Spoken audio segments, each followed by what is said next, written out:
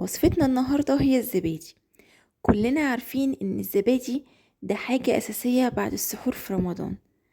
هنعرف في الفيديو ده ازاي يطلع معانا متماسك وكريمي وبدون مكنة زبادي. بس طبعا زي ما تعودنا قبل ما نبدأ اي فيديو، يلا نسمي الله ونصلي على الرسول ويلا بينا على الطريقة. هنحتاج كيلو لبن غليته وسبته يبرد وبعدين دخلته التلاجة عشان اشيل القشطة، لان اللبن بتاعي كان دسم قوي. انتي لو اللبن بتاعك نسبة الدسم اللي فيه مش عالية، ممكن تغليه وتسيبيه لحد ما يبقى دافي خالص وبعدين تشتغلي بيه على طول.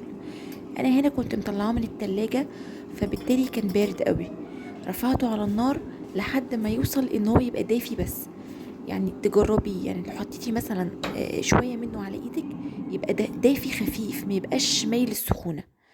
خلاص، اول ما بقى دافي رحت شايلاه من على النار وجبت زبدية دي حجمها 105 جرام. هاتي طعم الزبادي اللي يعجبك، اللي انتي بتحبيه وبتفضليه، لان يعني ده يعتبر الخميرة بتاعتي. هحطها على الزبادي هيخلي كل الزبادي اللي هتعمليه كله هيبقى بنفس الطعم. حطيتها في بولة صغيرة وحطيت عليها 3 أو 4 معالق من اللبن الدافي، وبدأت أضربها كويس جدا لحد ما بقت كريمي خالص بالشكل ده. نزلت بيها بقى على اللبن وبعدين ضربت كويس قوي بالمضرب عشان اتاكد ان مفيش اي تكتلات للزبادي. وفي نفس الوقت الزبادي يعني دخل في خليط اللبن واختلط معاه تماما.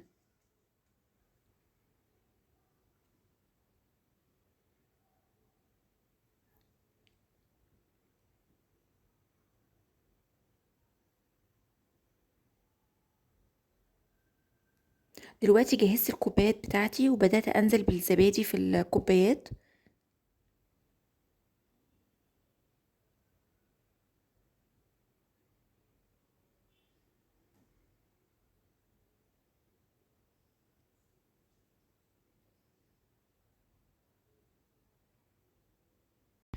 قد ايه يا جماعه بيبقى احسن واوفر كتير من الزبادي الجاهز.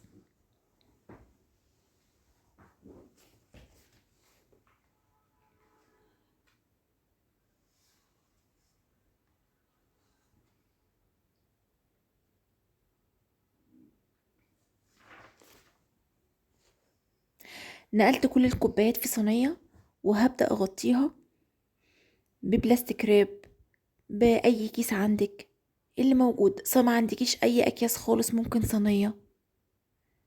وكنت مشغله الفرن مسخناه لمده ربع ساعه، وبعدين بعد كده هطفي الفرن وهدخل الصينيه في الفرن.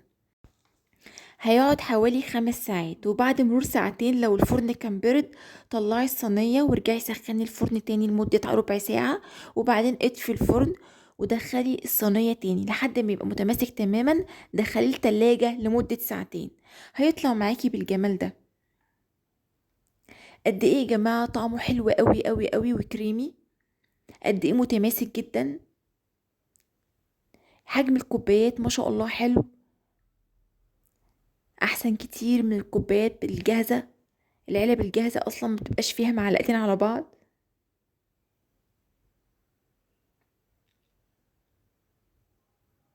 شايفين هنا، انا هنا بقلب لكم الكوبايات على جنبها وعلى وشها، يعني ده دليل على ان هي متماسكه جدا يعني.